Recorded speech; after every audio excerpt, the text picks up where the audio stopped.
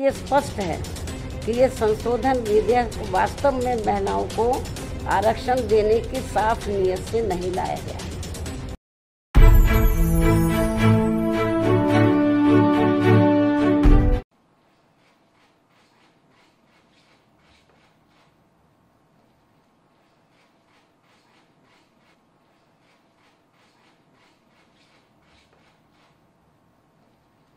Media बंधुओं, कल मैंने आप लोगों को नए संसद भवन में महिला आरक्षण विधेयक के पेश किए जाने से कुछ समय पहले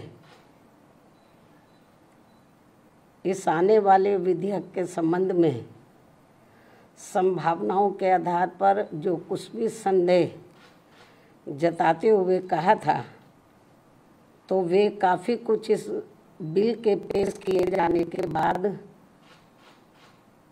सही साबित हुए हैं, क्योंकि इस महिला आरक्षण से संबंधित संविधान के 128वें संशोधन विधेयक 2023 के अंतर्गत देश में लोकसभा व राज्य विधानसभाओं में भी 33% महिलाओं को आरक्षण दिए जाने के कुछ प्रावधान इसमें इस प्रकार से बनाए गए हैं, जिसके तहत अगले काफ़ी वर्षों तक, अर्थात लगभग 15-16 वर्षों तक, यानी कि कई चुनाव तक देश की महिलाओं को ये आरक्षण प्राप्त नहीं हो पाएगा। और इस विधेयक में ऐसे जो प्रावधान रखे गए हैं, तो उनका मैं यहाँ उल्लेख करना बहुत ज़रूरी समझती हूँ। और इस संशोधन विधेयक के तहत इस महिला आरक्षण विधेयक के पास होने के बाद पहले पूरे देश में जनगणना कराई जाएगी। जब ये बिल पास हो जाएगा हाउस में, पार्लियामेंट में, तो पास होने के बाद पहले पूरे देश में जनगणना कराई जाएगी। पास तो हो जाएगा ये, लेकिन तुरंत लागू नहीं होगा। और पास होने के बाद पहले पूरे देश में जनगणना कराई जाएगी। और जब ये जनगणना पूरी हो जाएगी, तो तब उसके पश्चात ही पूरे देश में लोकसभा तथा राज्य विधानसभाओं का परिसीमन पुनः कराया जाएगा। इसके बाद फिर परिसीमन होगा, सीटों का कराया जाएगा।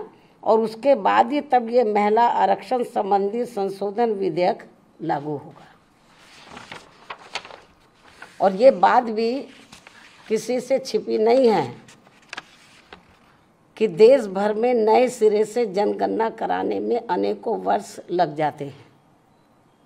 पिछली जनगणना सन 2011 में प्रकाशित हुई थी, जिसके पश्चात आज तक पुनः जनगणना नहीं हो सकी है। ऐसी स्थिति में संविधान संशोधन के तहत इस नई जनगणना में, जिसमें अनेकों वर्ष लग जाएंगे, तो तब फिर उसके बाद ही पूरे देश में परिसीमन का कार्य शुरू किया जाएगा, जिसमें भी अनेकों वर्ष लग जाएंगे। और इस परिसीमन के पश्चात ही तब फिर ये महिला आरक्षण विधेयक लागू होगा। जबकि 128वें संशोधन विधेयक की सीमा ही 15 वर्ष रखी गई है। इस प्रकार से ये स्पष्ट है कि ये संशोधन विधेयक वास्तव में महिलाओं को आरक्षण देने की साफ नीयत से नहीं लाया गया है, बल्कि आने वाली विधानसभाओं तथा लोकसभा के चुनावों में देश की भोली भाली महिलाओं को ये प्रलोभन देकर व उनकी आंखों में धूल झोंककर उनका वोट हासिल करने की नीयत से ही लाया गया है। इसके सिवाय कुछ भी नहीं है। जैसा कि इसमें कंडीशंस रखी गई हैं इसको लागू करने से पहले, जो शर्तें रखी गई हैं। और यदि ऐसा नहीं है, ये कहते हैं ऐसा नहीं है, और यदि ऐसा नहीं है तो फिर हमारी पार्टी सरकार से ये भी अनुरोध करती है कि सरकार इस विधेयक में से या तो इन दोनों प्रावधानों को निकाले या फिर कुछ ऐसे उपाय तलाशे जिससे इस विधेयक के तहत महिलाओं को जल्दी आरक्षण का लाभ मिल जाए। इसके साथ साथ यहाँ मैं इस बात की भी केंद्र सरकार से पुनः ये अपील करती हूँ कि 33% महिलाओं के आरक्षण के अंतर्गत SC ST को जो आरक्षण दिया जाए तो उसे वर्तमान में लागू आरक्षण के अतिरिक्त दिया जाए।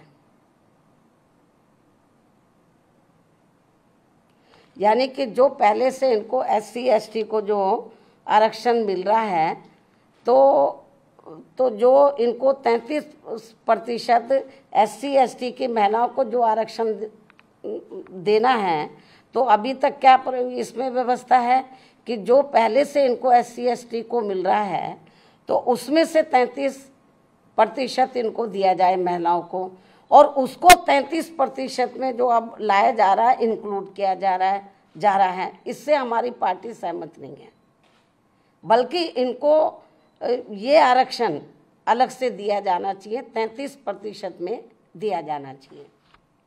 इसके साथ ही देश की OBC वर्गों की महिलाओं का भी इस महिला आरक्षण विधेयक में अलग से आरक्षण का कोटा सुनिश्चित किया जाना चाहिए। जो सामान्य वर्गों की महिलाओं की तुलना में ये अभी भी काफ़ी पिछड़ी हुई है, और यदि इन सभी वर्गों की महिलाओं के आरक्षण के मामले में, यानी कि SC ST और OBC की महिलाओं के आरक्षण के मामले में मेरी इस अपील पर सरकार अमल नहीं करती है, तो भी हमारी पार्टी इस बिल का इस खास बात को ध्यान में रखकर समर्थन करती है कि देश में पुरुषों की तुलना में सर्व समाज की महिलाएं अभी भी काफ़ी पिछड़ी हुई हैं। ये वीकर सेक्शन की तो पिछड़ी हैं, लेकिन पुरुषों की तुलना में जो सामान्य महिलाएं वो भी काफ़ी पिछड़ी हैं। जबकि महिलाओं के मामले में वास्तव में सच्चाई तो ये है कि इन्हें अभी तक जो भी अधिकार मिले हैं, जनरली महिलाओं को जो भी अधिकार मिले हैं, तो वे अधिकांश हिंदू कोड बिल के तहत परम पूज्य बाबा साहब डॉक्टर भीमराव अंबेडकर के अथक प्रयासों से ही मिले, जिसे उस समय कांग्रेसी सरकार ने इसे पूरे तौर से पास नहीं होने दिया था, जिसे फिर बाद में टुकड़ों टुकड़ों में पास किया गया। इतना ही नहीं, बल्कि इन वर्गों की महिलाओं को अलग से आरक्षण दिए जाने के मामले में पूर्व में केंद्र की रही कांग्रेसी सरकार द्वारा लाए गए बिल में भी इसकी व्यवस्था नहीं की गई थी, जिसके कारण उस दौरान ये बिल पास नहीं हो सका था। लेकिन अपने राजनीतिक लाभ के लिए अब इस पार्टी के भी नेता, यानी कि कांग्रेस पार्टी के भी नेता, इन वर्गों की महिलाओं को अलग से आरक्षण दिए जाने की बात कर रहे हैं, वकालत कर रहे हैं। इससे साफ जाहिर है कि देश की महिलाओं को लोकसभा व राज्य विधानसभाओं में इनको आरक्षण देने के मामले में बीजेपी व कांग्रेस पार्टी एंड कंपनी के लोगों की पूरे तौर से नीयत साफ नहीं है, और ये सभी पार्टियां इसकी आड़ में केवल इनका वोट हासिल करने के लिए अपने अपने स्वार्थ की राजनीति कर रही हैं और कुछ भी नहीं। इसलिए देश की महिलाएं ऐसी सभी पार्टियों से जरूर सावधान रहें जिनसे इन्हें कुछ भी हासिल होने वाला नहीं है। इन्हीं जरूरी बातों के साथ ही अब मैं अपनी बात यहीं समाप्त करती हूँ। धन्यवाद।